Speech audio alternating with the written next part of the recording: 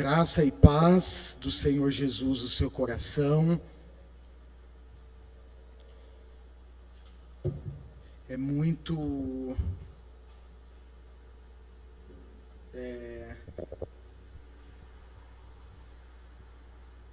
bom poder estar aqui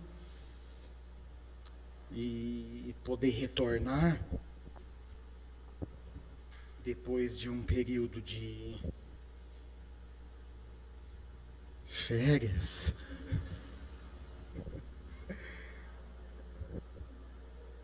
Mas eu confesso aos irmãos, foi um período de muita luta. Muita luta, irmãos, vocês não têm noção. Foram dias de choro, de batalha, irmãos, travada. E o interessante é que, antes de sairmos de férias,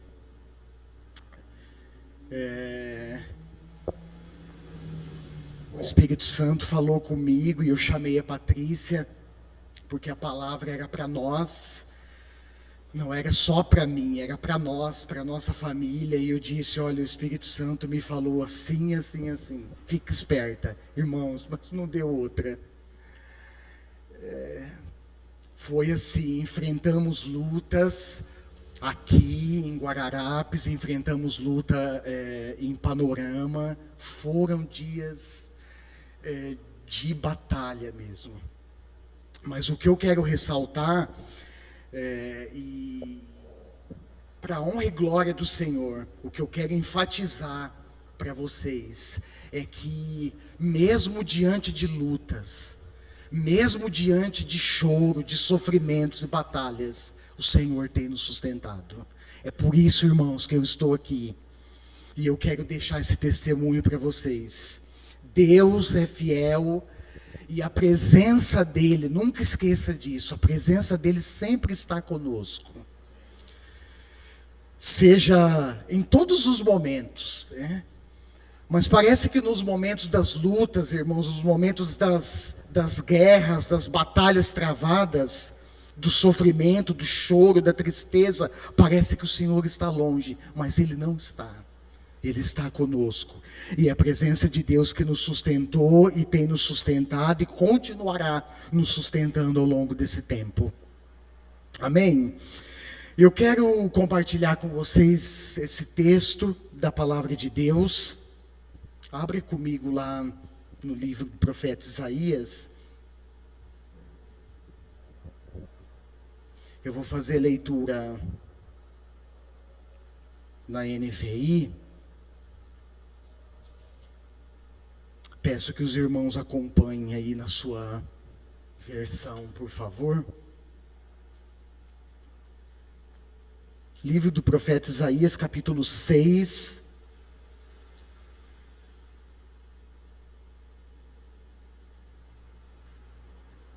Versos 1 ao 8.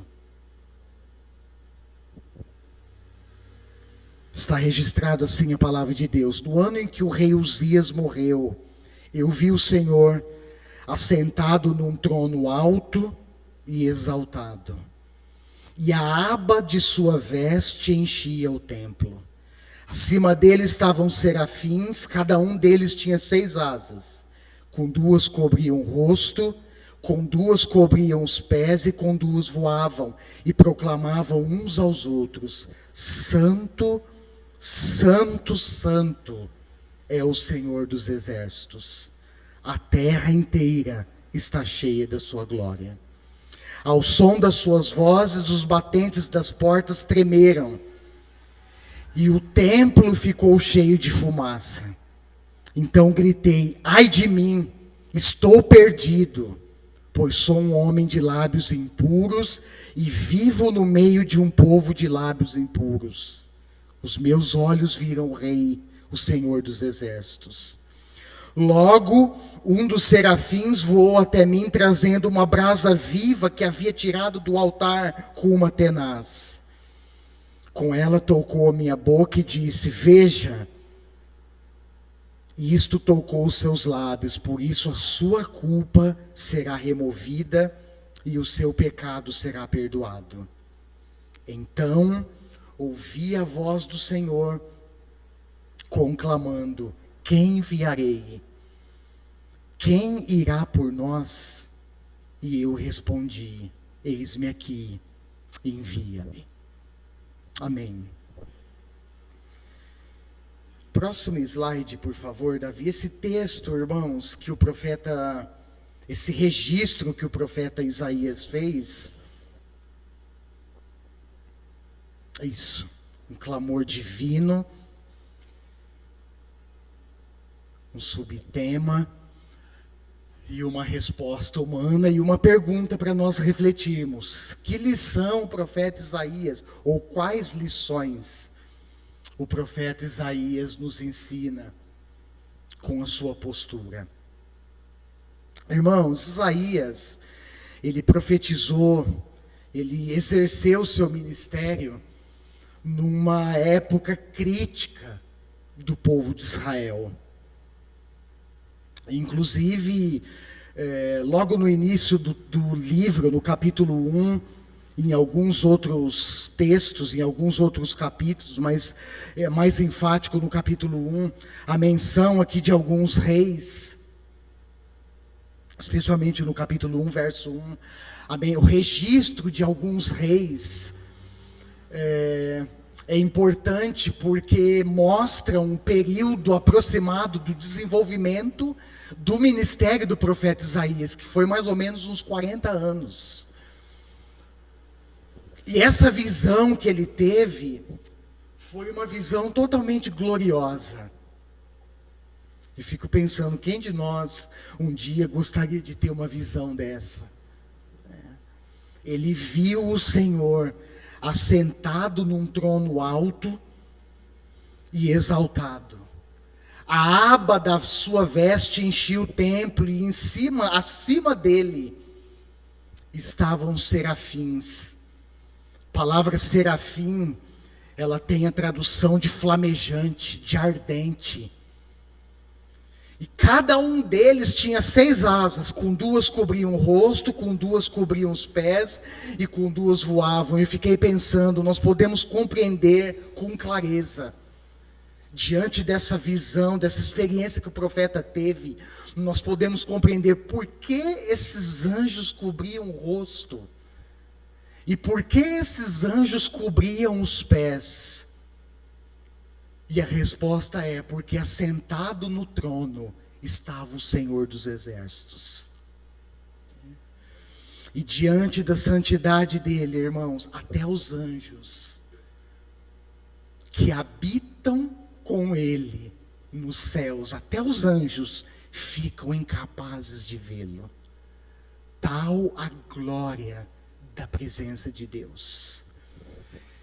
E quando eu estava lendo e me deparei com esse registro glorioso de Isaías, eu me lembrei da experiência que Moisés teve diante da sarça. Lembra Êxodo capítulo 3? Diante da sarça que estava em chamas e não se consumia. Ele também, nessa experiência, ouve a voz do Senhor chamando: Moisés, Moisés. E ele também responde, Êxodo 3:4, eis-me aqui, eis-me aqui. E quando ele responde, vem uma contra-resposta, né? Vem uma resposta de Deus para ele. Verso 5 está escrito assim: não se aproxime, tire as sandálias dos pés, pois o lugar em que você está é terra santa. Irmãos, se tem uma coisa que nós precisamos zelar quando nós estamos na presença de Deus, é a reverência total que a presença dele merece. É um respeito profundo, porque afinal nós estamos diante do Rei dos Reis. Nós estamos diante do Senhor dos Exércitos. Aquele cuja glória até os anjos escondem o rosto.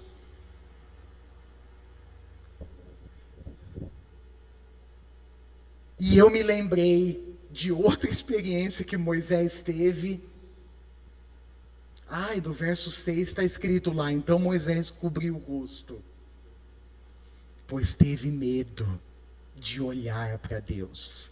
E aí eu me lembrei daquele episódio em Êxodo também, capítulo 33, quando ele pede para ver a glória de Deus. Lembra? O máximo que ele consegue ver, o que foi? As costas do Senhor. Porque Deus disse, olha lá, Êxodo 33, 18 e depois 20: você não poderá ver a minha face, porque ninguém poderá ver a minha face e continuar vivo. Deus fala para ele: faz o seguinte, Moisés, sobe na rocha, e depois você fica na fenda da rocha,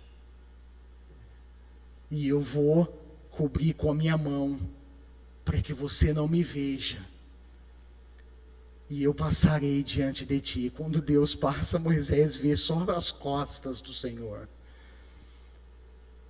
porque ninguém pode ver-me e continuar vivo.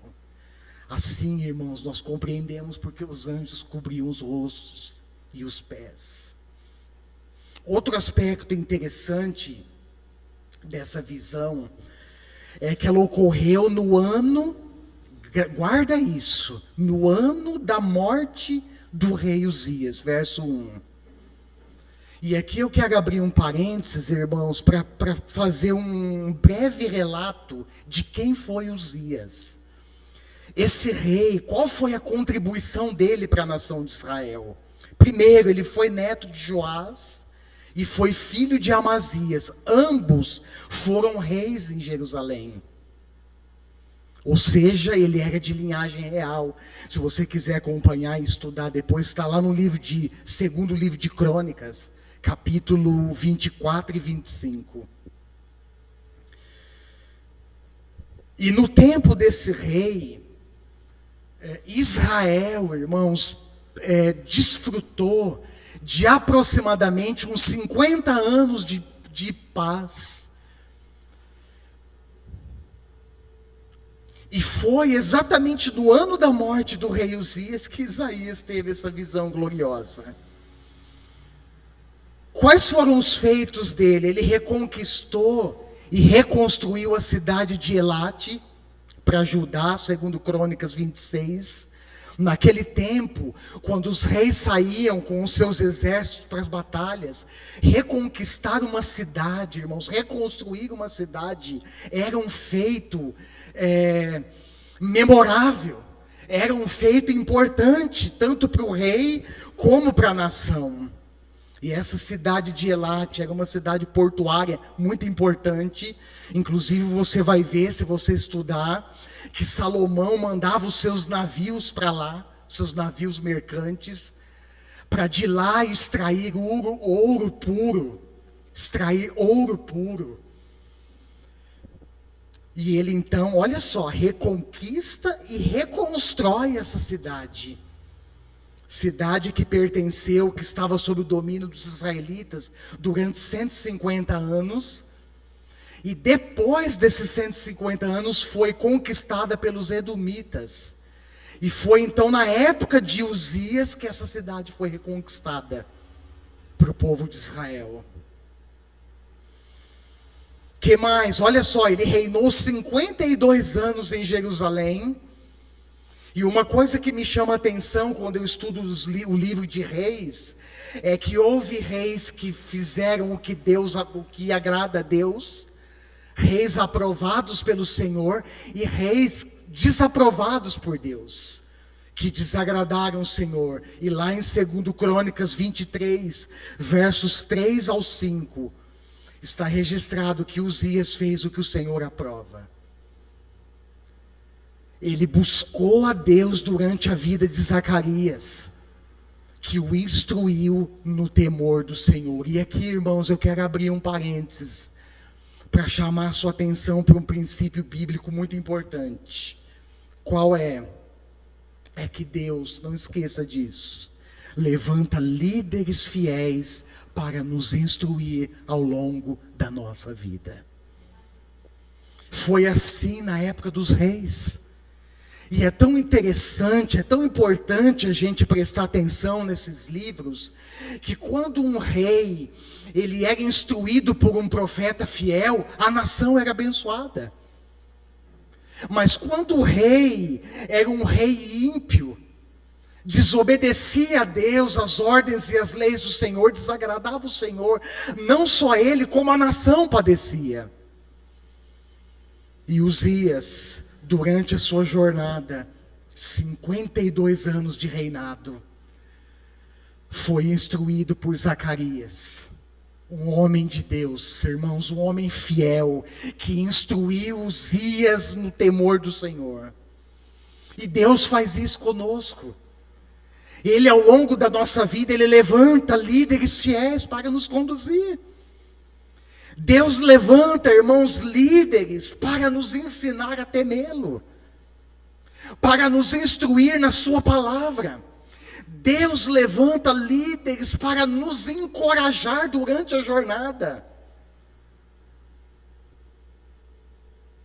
E aqui eu não poderia deixar de lembrar e citar o apóstolo Paulo, que teve a companhia de Barnabé, que teve a companhia de Silas, que teve a companhia de Timóteo e que teve a companhia de Tito.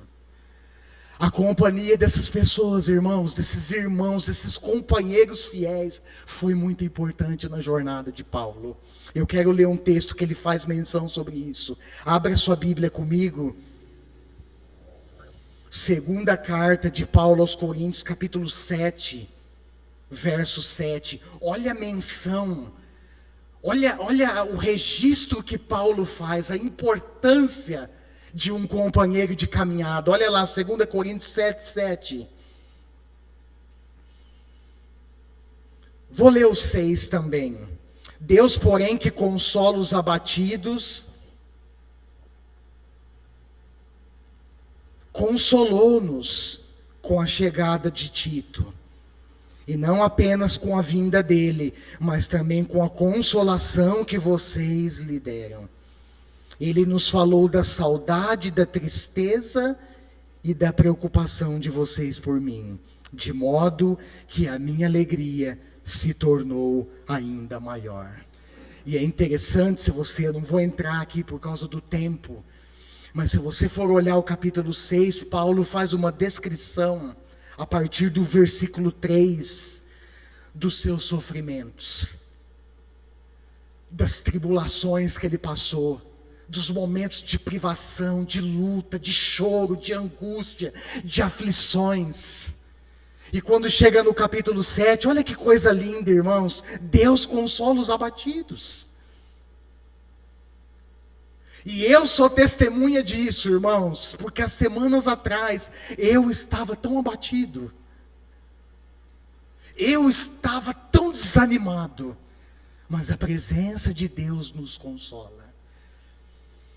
E é essa menção que Paulo registra, olha, Deus que consola os abatidos, consolou-me, consolou-nos com a chegada de Tito. Irmãos, como é importante, e Deus levanta pessoas para caminhar ao nosso lado. Amém? Como é importante. Quem são os Titos na sua vida? Quem são as Tita na sua vida? Os Tito e as Tita. Como é importante, irmãos, nós vivermos sensíveis ao Espírito, e sensíveis e conduzidos pelo Espírito Santo, deixar Deus te usar para consolar aqueles que estão abatidos. Faço uma pergunta para você refletir no seu íntimo: há abatidos na nossa comunidade?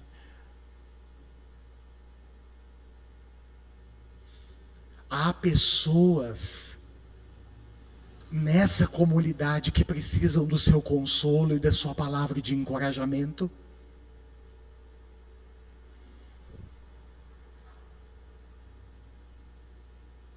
E também, irmãos, Paulo nos ensina como nós devemos tratar essas pessoas. Preste atenção, abra sua Bíblia comigo, de novo. 1 Tessalonicenses, capítulo 5.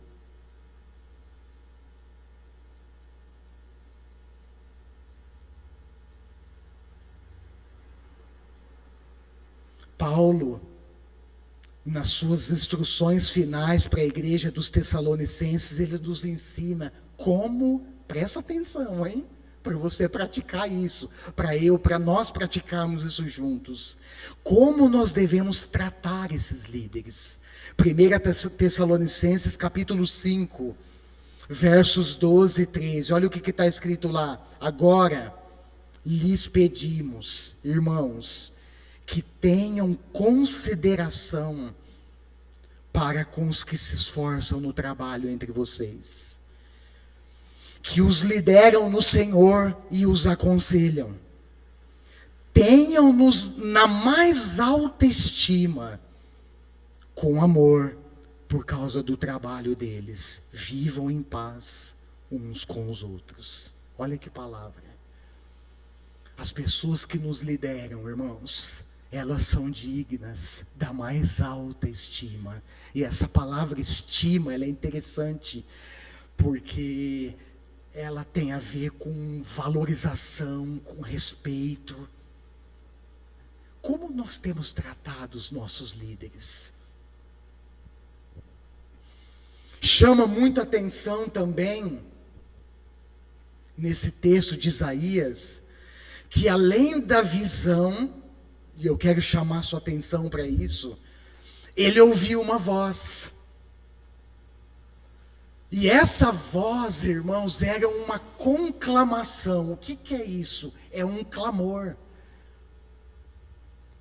A voz que ele ouvia era um clamor real, um clamor legítimo.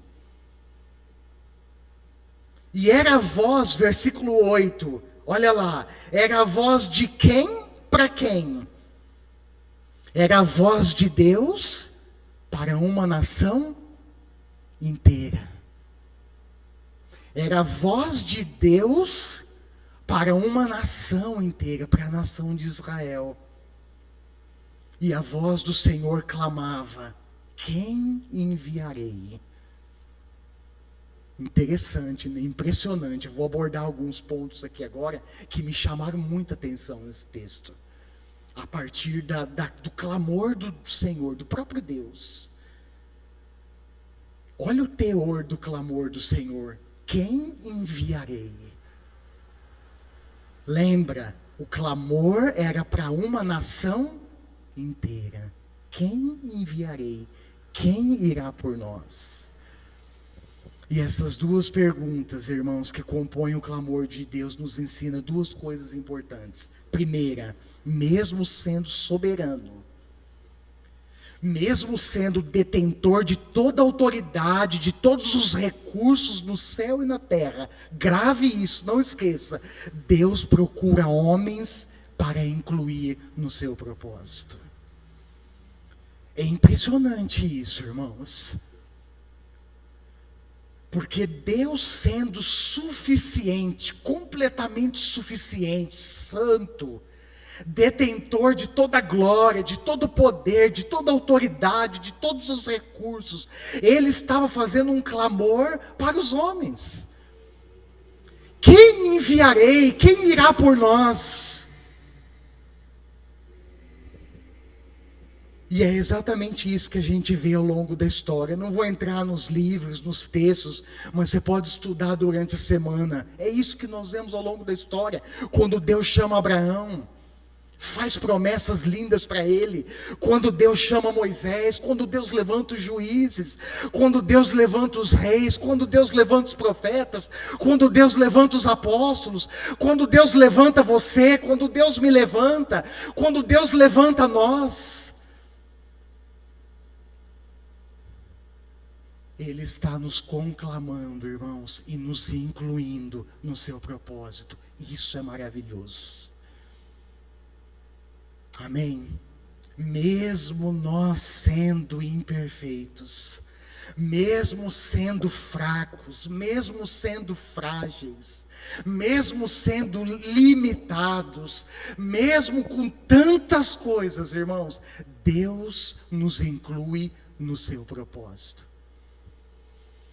Segunda, nós precisamos de disposição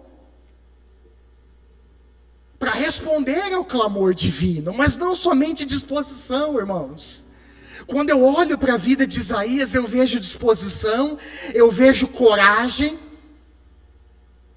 e eu vejo prontidão. Olha para a pessoa que está do seu lado, repete isso para você gravar e para ela gravar. E ela vai repetir para você: disposição, coragem e prontidão.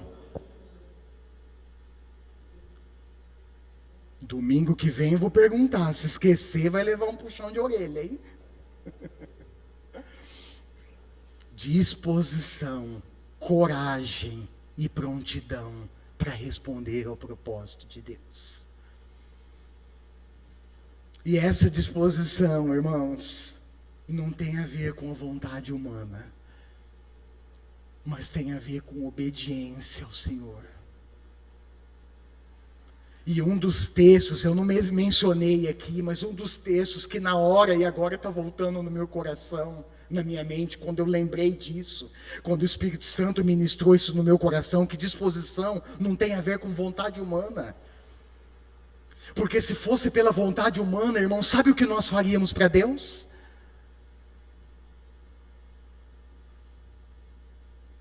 Nada. Mas é por obediência. Esses dias eu estava conversando com um irmão muito querido, e eu estava dizendo para ele, falei, olha, eu não estou no ministério por causa do sustento pastoral, embora o sustento pastoral sustente a minha vida e a minha família, e eu sei, irmãos, que esse sustento, ele vem de Deus para os pastores. A Bíblia ensina que tudo que há nesse mundo é do Senhor. Ele é o Senhor de tudo. E é Ele que sustenta os pastores, os missionários, aqueles que estão no campo atuando. Mas eu estava dizendo na nossa conversa, olha, eu não estou no ministério pastoral por causa do sustento. A minha motivação não deve ser essa. Mas a minha motivação, irmão, sabe qual deve ser? Obediência ao Senhor, amor a Deus. É isso, irmãos. É isso, porque se dependesse de vontade humana, nós não faríamos nada para Deus. E um texto que vem, salta no meu coração, é quando Deus manda Abraão sacrificar Isaac. Lembra? Lá no Monte Moriá. E Abraão vai. E quando ele está prestes a imolar o seu filho, o único filho, o filho da promessa, Deus manda ele parar, porque ele tinha passado no teste. Agora eu sei, Abraão, que você é fiel. Agora eu sei. Portanto, irmãos, tudo, grave isso ao longo da sua vida e não esqueça jamais. Tudo o que nós fazemos deve ser por obediência e por amor a Deus. Olha, observa com atenção as próprias palavras do Senhor Jesus no Evangelho de João, capítulo 6, verso 38. Jesus disse assim: pois eu desci do céu, não para fazer a minha vontade, mas para fazer a vontade daquele que me enviou. Olha o coração obediente, olha o coração disposto, focado na missão, irmãos. E eu desci do céu, não é pouca coisa não, hein? Ele desceu do céu, ele deixou a sua glória. Ele não considerou que o ser igual a Deus era algo que ele deveria se apegar. Antes, ele fez o quê? Negou a si mesmo. E foi obediente até a morte. E morte de cruz. Então a nossa disposição, irmãos, para servir o propósito de Deus, não tem a ver com a nossa vontade, mas tem a ver com obediência ao Senhor. E a obediência, tem alguns textos que eu marquei aqui: Lucas 4:43, Mateus 4:23, Filipenses 2:8, que eu citei agora. A obediência nos ensina que a obediência sempre foi uma característica essencial na vida e no ministério de Jesus. E por isso a obediência também precisa ser uma característica essencial na vida dos seus discípulos.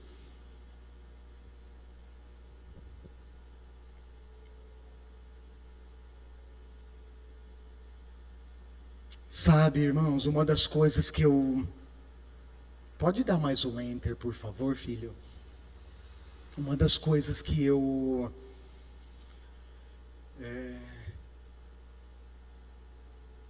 observo, e uma das coisas que... uma das características, na realidade, uma das principais que eu percebo que falta no povo de Deus hoje, que falta entre nós, irmãos, é a obediência. Infelizmente, irmãos, muitos de nós nos taxamos, nos descrevemos, nos denominamos como cristãos. Mas uma das características principais que confirma, que autentica essa identidade é a nossa obediência a Deus. É a nossa obediência à sua palavra. E um último ponto que eu gostaria de considerar antes da conclusão diz respeito ao teor da mensagem que o profeta deveria entregar ao povo. Presta atenção, olha lá os versos 9 e 10 de Isaías. Deixa eu voltar lá. Olha os versos 9 e 10.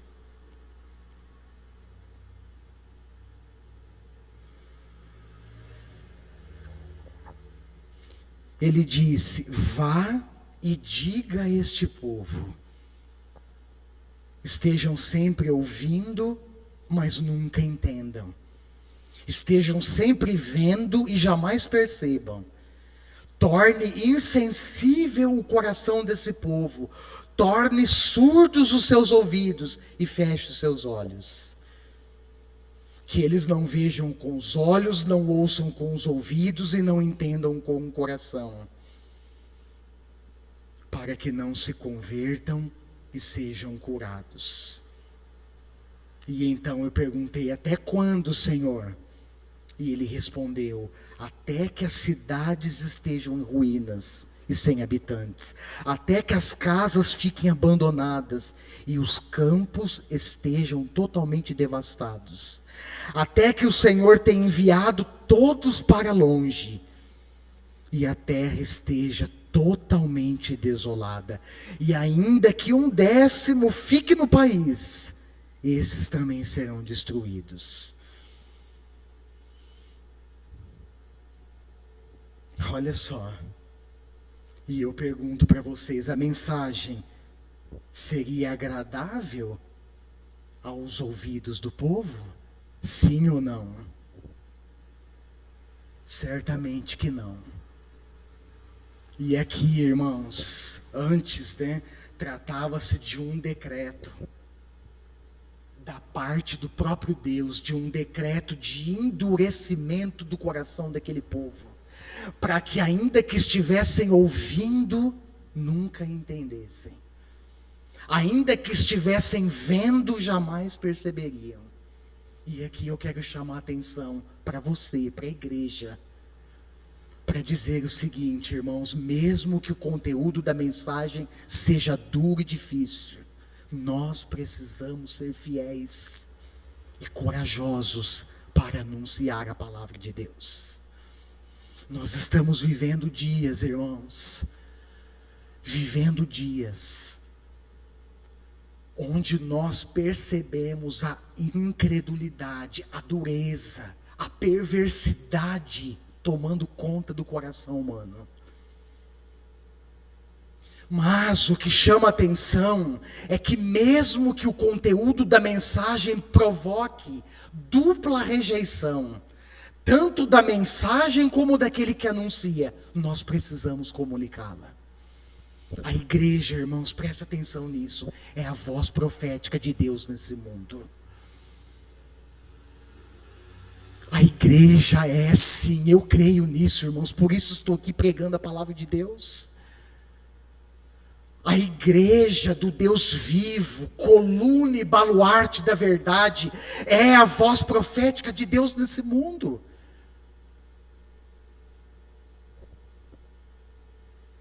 Não podemos nos intimidar diante do público e muito menos das suas reações negativas, das reações hostis que nós encontraremos por aí.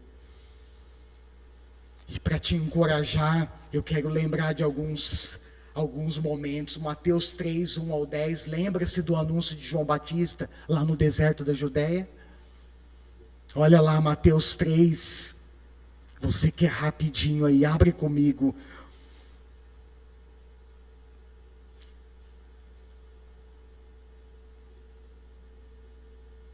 Mateus capítulo 3, versos 1 em diante. Eu não sei se eu vou ler até o 10, mas a partir do 1 em diante. Naqueles dias surgiu João Batista pregando no deserto da Judéia.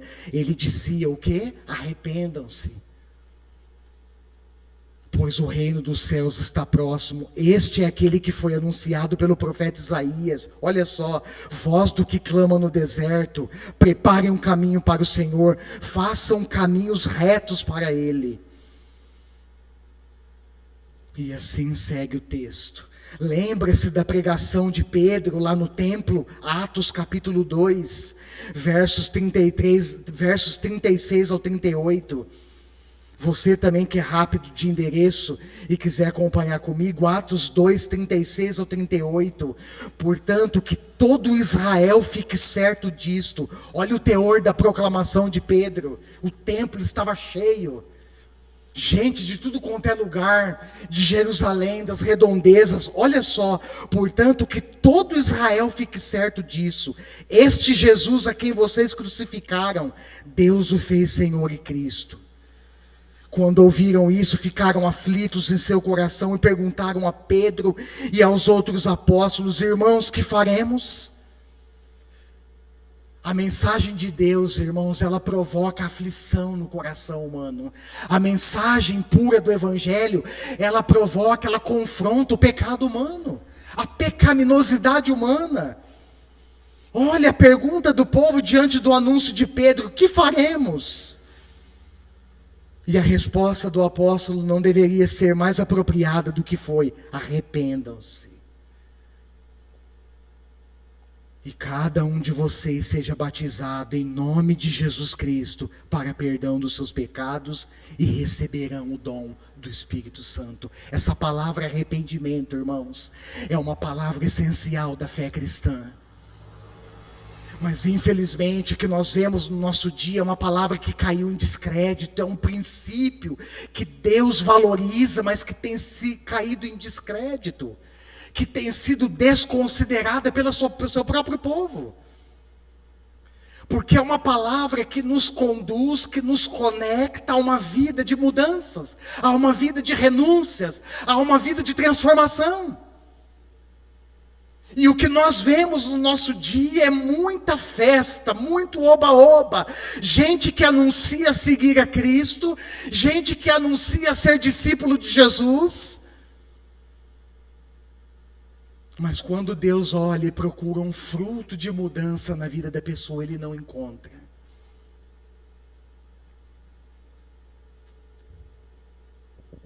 Lembra-se da dura advertência de Jesus contra a hipocrisia religiosa dos fariseus e mestres da lei, Mateus 23. Lembra-se também do discurso forte que Jesus fez lá em João 6. Nós vamos ler esse texto daqui a pouco, 53 ou 56. Jesus faz um discurso, irmãos, fortíssimo. E a partir daquele momento, João registra que muitos, não foram poucos, muitos dos seus discípulos voltaram atrás e deixaram de segui-lo. Quer ver esse texto comigo? João 6, olha lá o 53 em diante. Jesus lhes disse: eu lhes digo a verdade, Se vocês não comerem a carne do Filho do Homem, não beberem o seu sangue, não terão vida em si mesmos. Todo aquele que come a minha carne e bebe o meu sangue, os judeus interpretaram isso como canibalismo da parte de Jesus. E esse é um dos textos que nós não podemos cair no erro de interpretá-lo, literalmente, porque Jesus não estava dizendo literalmente comer a sua carne. Não era de canibalismo que ele estava falando, mas olha só, ele estava falando de ter parte com ele, de crer nele, de andar com ele, de se submeter ao seu senhorio, era isso. Aquele que não comer da carne do Filho do Homem, não beber do seu sangue, não terá vida em si mesmo. Aquele que não come a minha carne, não bebe o meu sangue. Todo aquele que come a minha carne e bebe meu sangue, tem a vida eterna. E eu o ressuscitarei no último dia. Pois a minha carne é verdadeira comida e o meu sangue é verdadeira bebida. Todo aquele que come a minha carne e bebe o meu sangue permanece em mim e eu nele. E os versos 60 e 66, ao ouvirem isso, muitos do seu... Primeiro que os judeus se exaltaram. Olha o 52. Então os judeus começaram a discutir exaltadamente entre si. Como pode esse homem nos oferecer a sua carne para comermos? E depois os discípulos. Muitos do verso 60 dos seus discípulos disseram: dura é essa palavra. Quem pode suportá-la? 66. Daquela hora em diante, muitos dos seus discípulos voltaram atrás e deixaram de segui-lo. E eu quero encerrar, irmãos, enfatizando que preste atenção, que a mesma voz que o profeta Isaías ouviu conclamando: quem enviarei? Quem irá por nós? Continua ecoando no nosso tempo. Você crê nisso? Irmãos, dá mais um enter, filho, por favor.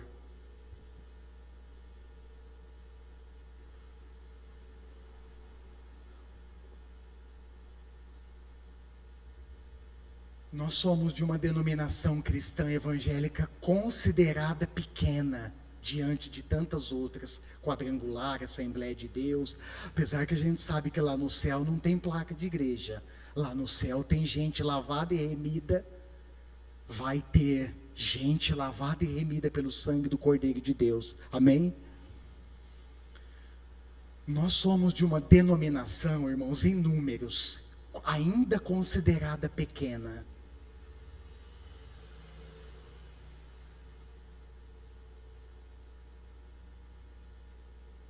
Falta pastores. Faltam pastoras.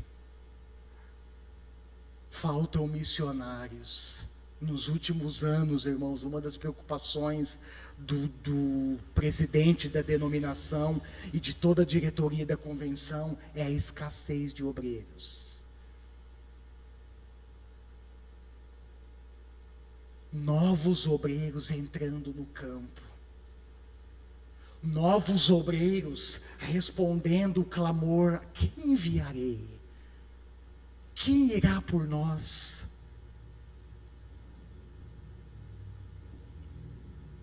E aqueles que estão, alguns já estão aposentando,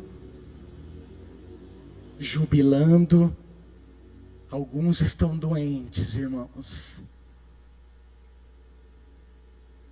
E o que eu quero dizer para vocês é que esse clamor continua ecoando: quem enviarei? Quem irá por nós? Esses dias, irmãos, eu estava pensando, por que a igreja do século I cresceu tanto? Certamente eu estava pensando aqui na nossa comunidade, uma coisa que não me dá sossego, não me dá paz. Certamente eu estava com o pensamento aqui em nós, eu fiquei pensando, por que será que a igreja primitiva, a igreja do século I, ela cresceu tanto? E quando nós olhamos para o livro de Atos dos Apóstolos, o que nós vemos é que não é um inchaço de pessoas, não é um crescimento superficial, pelo contrário, era um crescimento de comunidade, era um crescimento bíblico. As pessoas viviam o evangelho entre elas. E uma das coisas, irmãos, que eu fiquei pensando e que o texto responde, é que aquela comunidade era fiel aos pontos essenciais. Pastor, qual é esse ponto essencial? Se você olhar lá, você vai ver oração. E eu fico pensando, nossa comunidade, irmãos, qual preço nós temos pago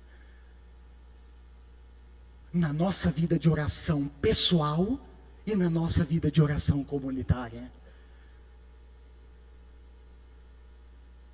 Esses tempos, conversando com um amigo, pastor, ele disse para mim, lá nós mudamos estratégia. O povo não ia na reunião de oração, eu cancelei a reunião de oração. Eu pensei comigo, irmãos, o dia que eu cancelar a reunião de oração aqui, sabe o que vai acontecer com a igreja? Ela morre. Pastor, da base bíblica, a mais exemplar, a mais suprema, a mais sublime de todas. Olha para Jesus. A oração foi importante no seu ministério e na sua vida? Sim ou não? Vocês sabem a resposta, irmãos. Nós sabemos. Quando eu olho para o registro, o retrato que Lucas faz, preciso, detalhista, da igreja do primeiro século, eles perseveravam no ensino da palavra. E eles, irmãos, anunciavam o evangelho. Qual foi o resultado disso? As pessoas foram chegando. Gente perfeita, gente com a vida moral, legal, tudo ok, tudo certo, faz um check-up, passou no teste. Não, gente com defeito, irmãos. Gente com problema, gente doente, mas que foi transformada pelo poder do evangelho. É isso, irmãos, que Deus quer fazer conosco. É isso que Deus quer fazer nessa comunidade. E Deus conclama: quem irá por nós?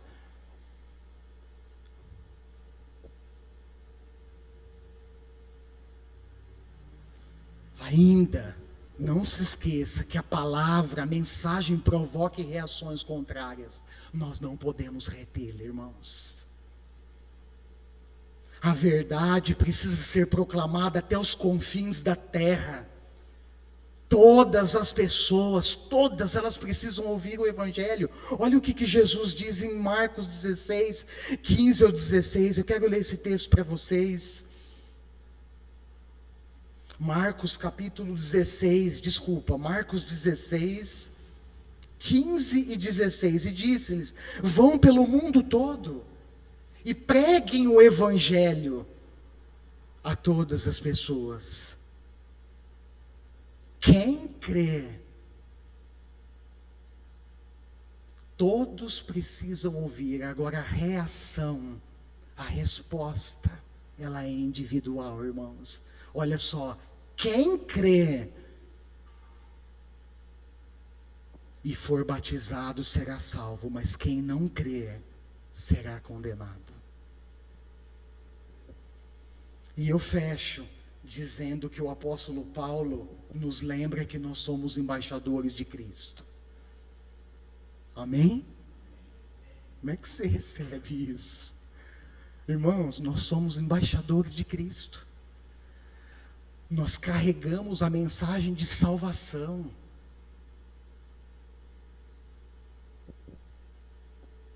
Cristo, Deus, está fazendo o seu apelo aos homens pelo intermédio da sua igreja. E qual é o teor da mensagem? Reconciliem-se com Deus. Reconciliem-se com Deus. Porque Deus deseja, irmãos, que 1 Timóteo 2, 1 ao 4, Deus deseja que todos os homens sejam salvos e cheguem ao conhecimento da verdade. Em João 8,32, Jesus diz: conhecereis a verdade, e a verdade vos libertará. Só a verdade do Evangelho liberta. Por isso, essa verdade precisa continuar sendo proclamada. E eu fecho, quero ler esse texto com vocês, a última carta que Paulo escreveu antes de ser martirizado. Provavelmente ele estava em Roma, aguardando a sua sentença de morte. Se fosse eu, escreveria só lamentos, lamentos de Fábio. Mas, irmãos, olha o que Paulo, é impressionante. Olha o que ele escreve para Timóteo, 2 Timóteo 4, 2 ao 5. Vale a pena ler esse texto com vocês. O cara está preso, prestes a ter o pescoço cortado. Olha o que ele escreve. 2 Timóteo 4, 2 ao 5. Pregue a palavra. Esteja preparado a tempo e fora de tempo.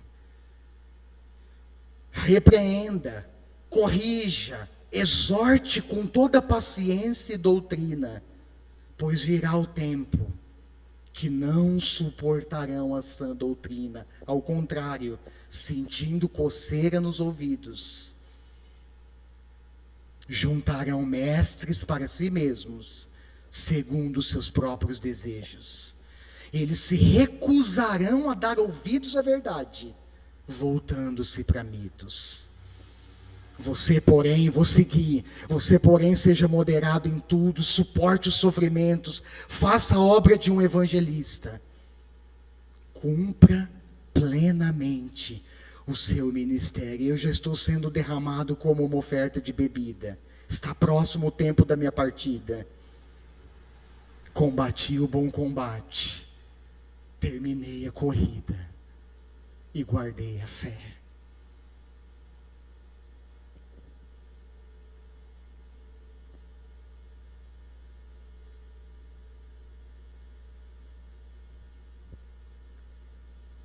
Feche seus olhos, eu quero te encorajar.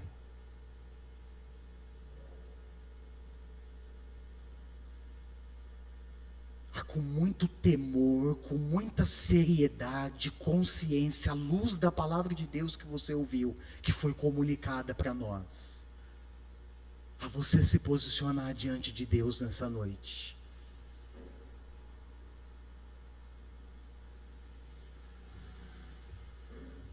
Se você está aqui, meu irmão e minha irmã, é porque você ouviu a voz do Senhor te chamando. E eu reconheço que é um privilégio que Deus nos concede de incluirmos no seu propósito. E os propósitos de Deus, irmãos, quando nós olhamos para a sua palavra, são propósitos específicos. São propósitos claros, são propósitos eternos, não são propósitos que diz respeito à vontade humana, que diz respeito às coisas desse mundo, mas diz respeito a Deus e às coisas eternas. E digo mais, você não está aqui por acaso. Você não está aqui, irmãos, para preencher mais um número, mais uma cadeira dessa, mais um nome, mais um número no hall de membros. Você está aqui porque Deus te chamou. Deus conclama você: quem enviarei? Quem irá por nós? E eu quero te dizer, meu irmão, que o fruto, a Bíblia ensina que o crescimento vem do Senhor, mas Paulo, quando escreve aos Coríntios, ele nos deixa uma lição importante. Ele diz: olha, eu plantei, Apolo regou, e o crescimento veio do Senhor. O que Paulo nos ensina é que o esforço e a dedicação de cada um de nós, preste atenção nisso, cada um de nós, a responsabilidade, o esforço, a entrega de cada um de nós, somada à bênção de Deus, resulta no crescimento, irmãos. E a minha oração é que o Espírito Santo te encha, te desperte, que você seja ousado e corajoso, anuncie o Evangelho, mesmo que sejamos rejeitados, mesmo que a mensagem seja rejeitada, nós não podemos retê-la. É minha, é sua, é nossa responsabilidade anunciar o Evangelho a todas as pessoas. E eu te encorajo a se posicionar diante de Deus nessa hora. Colocar a sua vida diante dele. E quem sabe com fé, com coragem, disposição e prontidão, responder ao clamor do Senhor. Quem enviarei? Quem irá por nós? Eis-me aqui, envia-me, Senhor. Ore ao Senhor.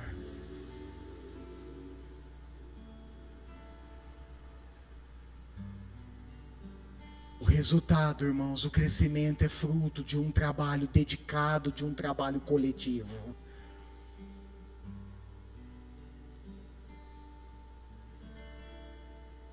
A vida cristã não é uma vida, o serviço cristão não é um serviço isolado, não é um serviço de estrelas isoladas, de estrelas solitárias. Pelo contrário, o serviço cristão é um serviço de humildade e cooperação mútua. Cada parte, cada membro desempenhando com dedicação e com fidelidade a sua função. De novo as palavras do apóstolo Paulo: eu plantei, Apolo regou, mas o crescimento veio do Senhor.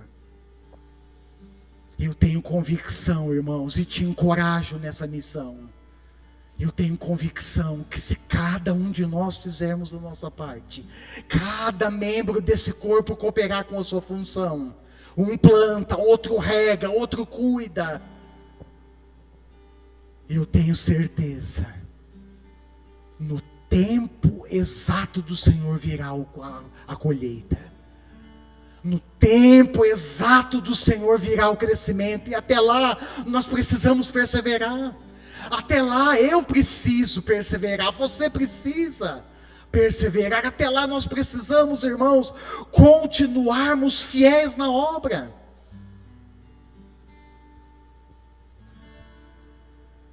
Ouve o clamor, Senhor, daqueles que respondem ao seu clamor. O mesmo clamor que foi feito pelo profeta Isaías para o profeta, na realidade para a nação, e o profeta ouviu e respondeu. O mesmo clamor ecoa nos nossos corações nessa noite: quem enviarei? Quem irá por nós?